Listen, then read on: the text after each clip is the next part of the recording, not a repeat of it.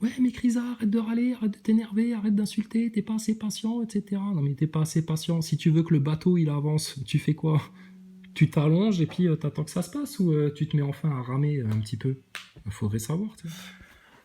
Excuse-moi, tomate pas fraîche, on a été coupé. Donc, qu'est-ce que tu disais là? De quoi on parlait?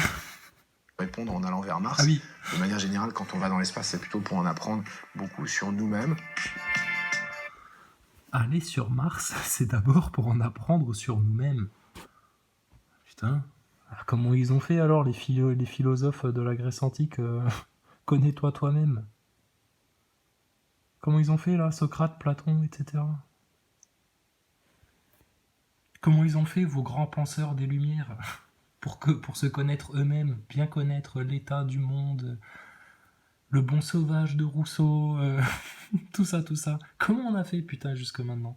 Mais franchement, on est des chimpanzés. Hein. Heureusement que la NASA nous a sorti du trou, parce qu'on est des macaques sinon, en fait. Alors, comment s'y préparer? Eh ben, on s'y prépare de manière très étudiée, très patiente. Alors, très étudié, c'est-à-dire aussi bien étudié que vos chiottes dans la station spatiale, aussi bien étudié que le blindage autour de la station spatiale, aussi bien étudié que vos discours sur les délais de 5 secondes dans vos transmissions, aussi bien étudié que vos acrobaties suspendues à des câbles, et bien étudié comme ça, ou il y a un peu d'improvisation là? Parce que tu vas nous improviser quoi le jour où tu vas sur Mars? Tu vas nous improviser un concours d'écriture autour du Petit Prince? Qu'est-ce que tu vas nous faire? Le café de demain devient le café d'aujourd'hui, devient le café de demain dans la station? Vous allez nous faire quoi encore? Des déguisements de singes pour Halloween, et puis des déguisements de footballeurs américains le jour du Super Bowl, et puis le jour de la coupe de France ou de la coupe de rugby ou de je sais pas quoi, pareil, vous aurez les maillots et tout tout ça c'est étudié. Hein. Oui, oui, on sait, niveau communication, c'est très bien étudié. Oh là là, pesqué, putain, c'est la ruine totale pour toi.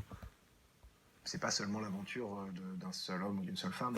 C'est pas seulement un astronaute qui va dans l'espace. La première étape, c'est d'avoir le matériel nécessaire, les véhicules, lanceurs, donc fusées. Alors, je suis désolé de te couper, Pesquet, mais alors là, le matériel nécessaire, parlons-en hein, justement, hein, parce que putain, les mecs en 1969, ils avaient le matériel nécessaire. Et vous, en 2022, vous l'avez plus, vous l'avez perdu, pouf pouf, il a disparu. Pouf pouf, il n'y a plus. On a perdu les données télémétriques, on a perdu la mouche en aluminium là pour nous amener sur la Lune, on sait plus faire. La Game Boy, pareil, on l'a perdu. On a perdu la Game Boy. On a perdu la Game Boy, l'ordinateur central qui nous permettait d'aller sur la Lune. C'est pas avec les ordinateurs quantiques dont on bénéficie aujourd'hui là qu'on va réussir à y aller. Hein. Neil Armstrong, I am on board. Welcome on board, Thomas. Welcome on board. Welcome on board. Alors, what? Installation de l'adaptateur Orion pour le premier vol lunaire Artemis. Ils sont au courant, les gosses des années 2000, que en fait l'homme est déjà allé sur la Lune, soi-disant, parce que là vous présentez ça comme une première, mais non, non, non, non.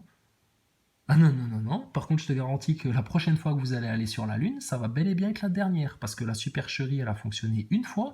Si jamais vous vous permettez d'essayer de la rejouer une deuxième fois, parce que la troisième guerre mondiale tarde à venir, et puis que les NASA Boys seront derrière votre dos en train de faire bah alors, on y va sur la Lune, vous y allez ou pas? Vous y allez ou pas? Vous nous aviez dit 2024, 2024.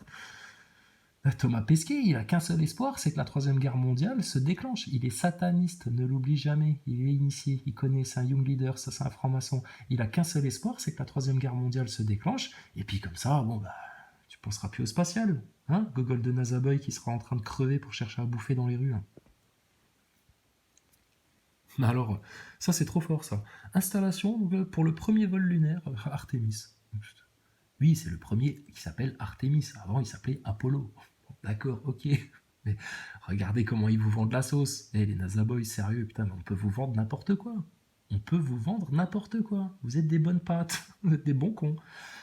La preuve, vous avez tous 3 doses au moins, minimum, dans le sang, là. Capsules qui vont nous permettre d'arriver jusqu'à ces destinations. La Lune, 1000 fois plus loin que l'orbite basse terrestre. Donc il faut comparativement beaucoup plus d'énergie. Nous, quand je dis nous, c'est moi, mes collègues, les astronautes. Attends, oulala. Attends. Là, il y a un bug. Là, il y a un putain de gros bug, encore une fois. L'orbite basse terrestre. Donc il faut comparativement beaucoup plus d'énergie. Nous, c'est 1000 fois plus loin que l'orbite basse terrestre, ok, admettons. C'est combien déjà la Lune? 124 000 km, un truc comme ça? Attends 2 secondes. Non, mais si, c'est pour notre culture générale, c'est bien de le savoir. Distance Terre-Lune. Combien c'est déjà? Je sais plus. Je sais qu'il y a un 4 dedans. Quelque part, il y a un 4, ça c'est sûr. Le 4, je l'ai retenu. Après, les centaines, les 1000, je sais ça, je sais plus. Mais alors, attends. Là, il y a un 4 dans l'histoire, ça c'est sûr. Attends, bouge pas, hein. Ah, je suis un peu lent, hein. Je suis pas allé dans l'espace, moi. Alors, attends, on va voir. Qu'est-ce qu'on était? Ah oui, distance Terre-Lune. Distance Terre-Lune. T'en as pas marre de sortir des énormes conneries comme ça? Ah oui, oulala, je suis loin du compte, excuse-moi. 384 400 km. Tu vois, je m'étais pas gouré. Je savais qu'il y avait un 4 quelque part. 384 400 km. Alors, c'est 1000 fois plus loin. Ouais, à peu près, ok, d'accord. 400 000. C'était un bon en maths, Pesquet. C'est comme ça que tu vas nous baiser. Alors, Pesquet. Alors, c'est 1000 fois plus loin, et donc c'est pour ça qu'il faut beaucoup plus d'énergie. l'orbite basse terrestre. Donc il faut comparativement beaucoup plus d'énergie. Il faut comparativement beaucoup plus d'énergie. Ah bon? Mais pourquoi donc?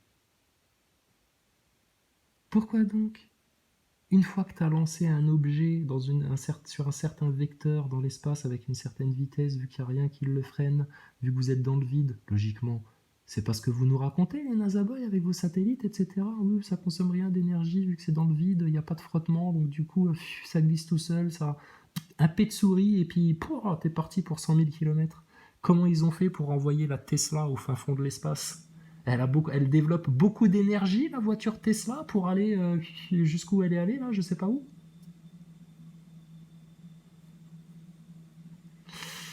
Donc là, Pesquet, j'ai envie de te dire, il y a un peu une couillonnade dans ton histoire, là. Tu racontes n'importe quoi, là. Donc non, il faut comparativement beaucoup plus d'énergie, mais n'importe quoi. Ah non, regarde, tu pètes un coup à 400 km d'altitude et tu vas loin, loin, loin. Comment elle a fait, la Tesla d'Elon Musk? Tu sais, la voiture magique qui a des peintures, tu sais, une voiture de série, mais qui est magique. Parce qu'elle est de série, mais de série, c'est peintures qui ne font surtout pas aux rayons du soleil, c'est plastique qui ne se dégrade pas dans les conditions du vide et puis les radiations solaires, etc. C'est des pneus qui n'éclatent pas dans le vide, c'est des tuyauteries de moteur, etc. qui ne bronchent pas dans le vide.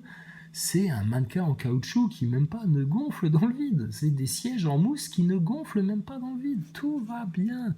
La physique, les lois de la physique. Et vous l'avez dit, Thomas, la première fois qu'il est allé dans la station, le jour où il est arrivé, première interview depuis la station ISS de Thomas Pesquet à son arrivée devant les familles, les amis, le SA, le CNES, etc. Je vais trouver comment on va jouer au dé dans la station spatiale. Et j'ai 6 mois pour détruire les lois de la physique. Bah, c'est ce qu'il est en train de faire, Thomas Pesquet.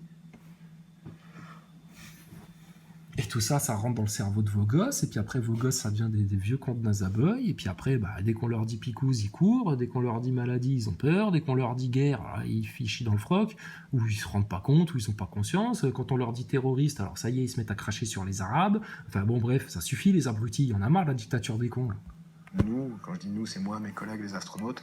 Quelque part, c'est peut-être la partie la plus facile. On va s'entraîner, on a l'habitude de le faire. C'est vraiment notre boulot. On va s'entraîner, on va se préparer, on va répéter les...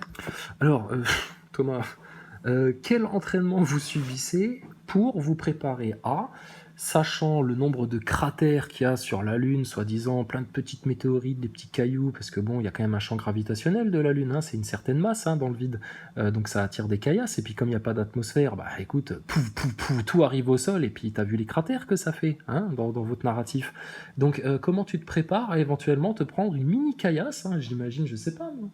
Un petit gravier là, un petit gravier à la con là qui arriverait pile sur votre engin ou pile dans ta tête ou pile dans ta guibole là au moment où tu es sur la Lune. Comment tu t'y prépares à ça, le blindage là? Comment vous vous sécurisez par rapport à ces projectiles là? On a des radars, on les repère, tout est calculé, tout etc. Mais ferme ta gueule, mon cul. Vous n'êtes pas capable de faire des radars pour repérer les gros missiles de Poutine là?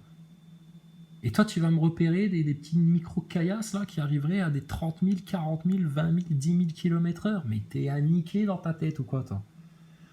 Toi, t'es niqué dans ta tête, toi. Donc, et puis toute ta fraude, etc. Non seulement c'est niqué, mais en plus c'est Mickey. Mickey, NASA, Disney, Werner von Braun, Walt Disney, franc-maçon du 33e degré, des anciens nazis, le grand mensonge, la propagande de masse, la grande arnaque qui continue. En 2022, ça fait 70 plombes que ça dure, là. 70 ans, c'est énorme. 70 piges, pardon. 70 piges que ça dure. Et les gens, ils en bouffent. C'est comme si tu revenais dans 70 ans dans le futur et que les gens, ils sont encore avec masque, picouse, trucs, machin, etc. Mais il y en a, c'est comme ça qu'ils vont finir.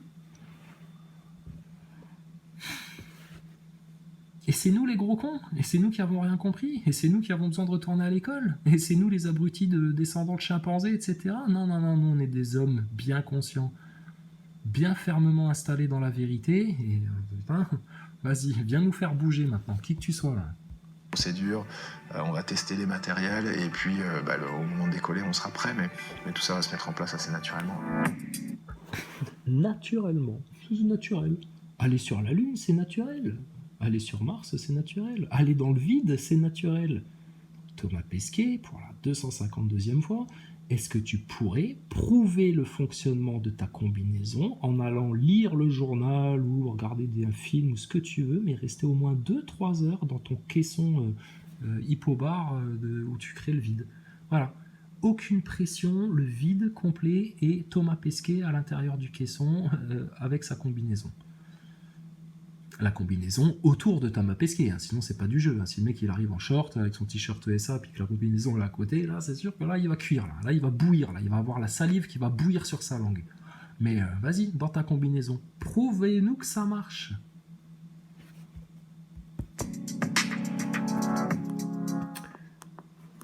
Pour l'émission vers la Lune, le calendrier encore une fois il est assez simple.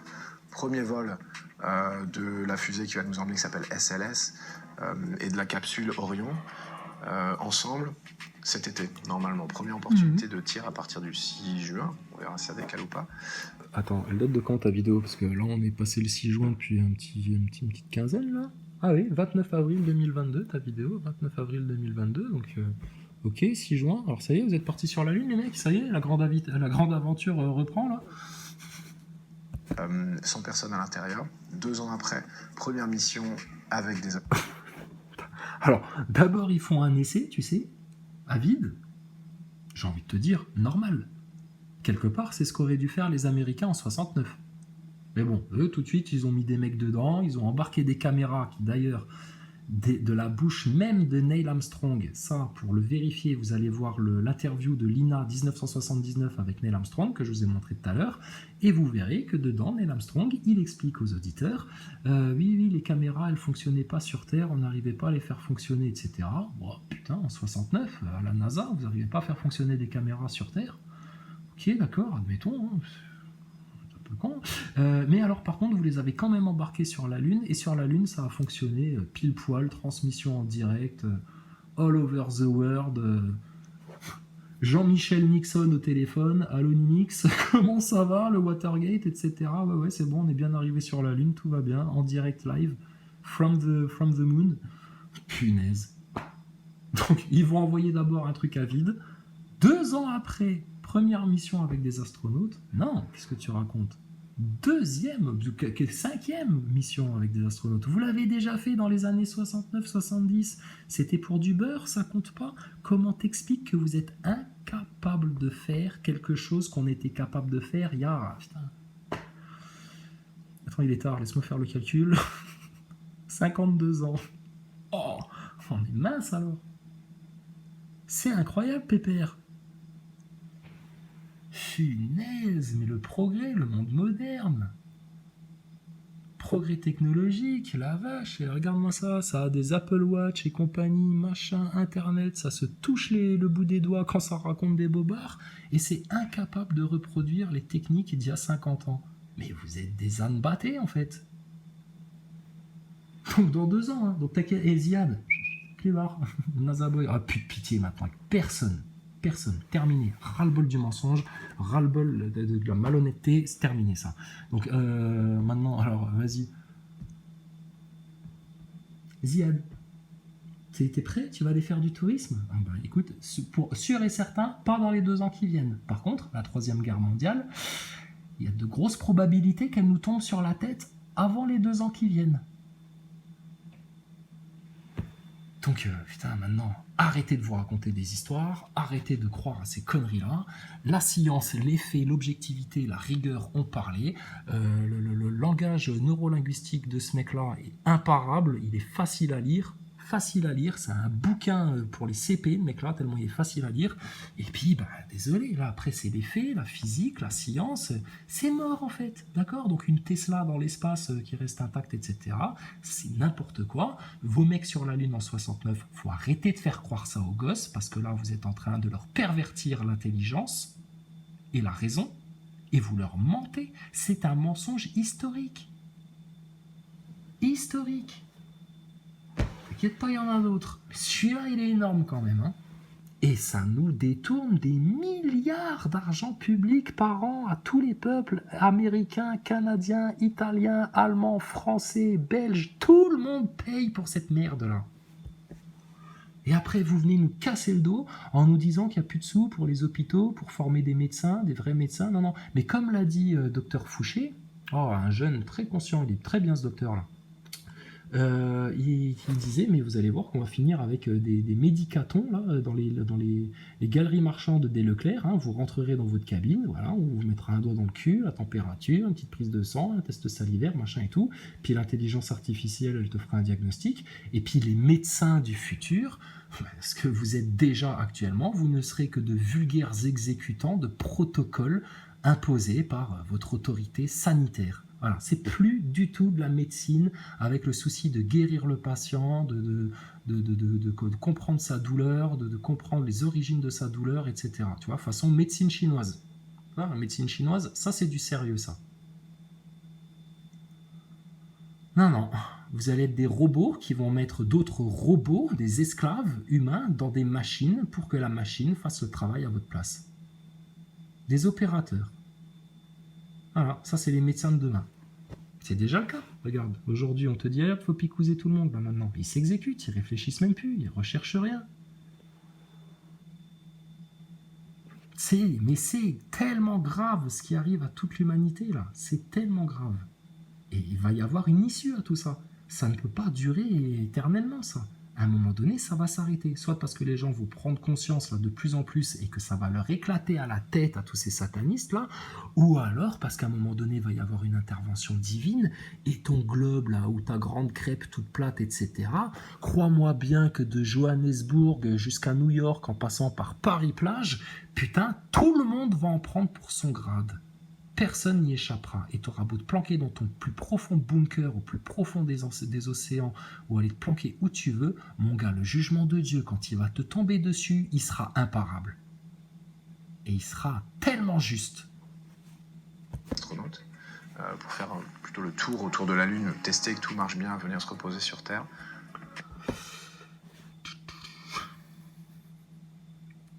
Encore une fois, hein. Vérifier que tout marche bien, faire deux petits tours et puis s'en vont et puis revenir sur la Terre comme des petites marionnettes hein, suspendues à leur câble. Mais vous l'avez déjà fait dans les années 70, vous êtes même allé ramener une Jeep sur la Lune. Donc, qu'est-ce que tu racontes qu'en 2022 tout ça c'est impossible?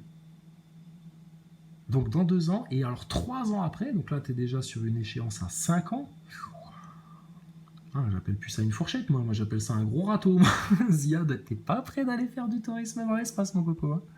Ensuite, à partir de 3 ans après, donc là on est en 2025, une mission tous les ans pour construire une mini-station autour de la Lune, qui sera notre étape intermédiaire sur la route de la Lune, un peu notre station-service, si vous préférez. Une mini-station autour de en 2025. Ok, d'accord. Une mission tous les ans. Pour construire une mini-station autour de la Lune, qui sera notre étape. Alors, parfait. Donc Thomas Pesquet, donc vous prévoyez de construire une mini-station qui va orbiter autour de la Lune pour vous servir de point relais, d'étape, etc. Ah bon? Pourquoi? Il y a une atmosphère autour de la Lune qui crée une quelconque contrainte? Regarde les mecs en 69. Ils ont atterri direct, enfin Aluni, pardon. Ils ont Aluni directement. Ils ont bien calculé leur coût, les mecs. Et vous avez besoin d'un petit point relais, etc. Pas de problème si tu veux. Alors ta station en carton Playmobil, là, ta nouvelle station autour de la Lune, là, pour 2025. Donc on aura le droit cette fois-ci de voir toutes les étapes de la construction, de l'assemblage, etc. Et ils vont crécher où les astronautes qui vont devoir assembler les différents modules? Ah, ça va se faire tout seul de manière automatique? Putain, mais ça se demandait pourquoi ils ont besoin de vous envoyer dans une station spatiale pour faire des expériences qu'ils pourraient faire de manière automatisée par des robots alors.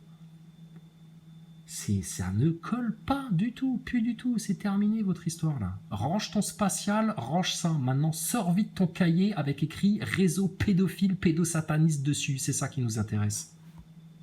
Intermédiaire sur la route de la Lune, un peu notre station-service si vous préférez, et puis pour descendre sur la surface et commencer à... Un peu notre station-service si vous préférez. Non mais ça c'est quand Thomas Pesquet essaye de projeter le clampin moyen qui part en vacances, qui a besoin d'une station-service, etc. Mais pourquoi? Faut que vous fassiez le plein?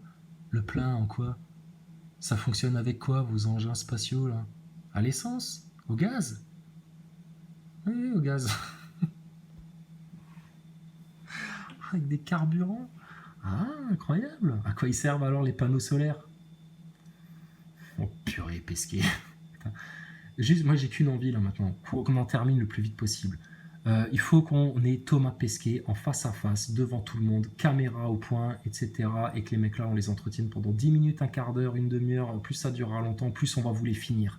Qu'on finisse la NASA, qu'on finisse le CNES, qu'on finisse cette histoire de fraude spatiale et qu'on avorte le projet Bluebeam dans le ventre de sa putain de mère, la Babylone. Et autre chose, ton président, sataniste, cocaïnomane, pédophile, pédéraste aussi, de Macron. Je veux la voir en face, je veux lui parler les yeux dans les yeux. Un roi en France contre un laquais employé de la République maçonnique. D'accord? Qu'on vous les finisse, parce qu'ils vont vous durer comme ça pendant encore 10 ans, 15 ans si vous les laissez faire. Faut les finir maintenant. Stop. L'heure de la bête arrive. Ouais, c'est l'heure de sa fin qui arrive. L'heure de sa fin. Regarde-le bien là, le grand diable, les grands démons que vous avez tellement adorés, pour lesquels vous avez fait des rituels. Regardez-les bien, vos chétanes là. Vos djinns, vos diables, vos diablotins. Regardez-les bien, on va les finir. On va les finir. Pour l'amour de Dieu, pour l'amour des enfants innocents, on va vous finir le mal sur Terre.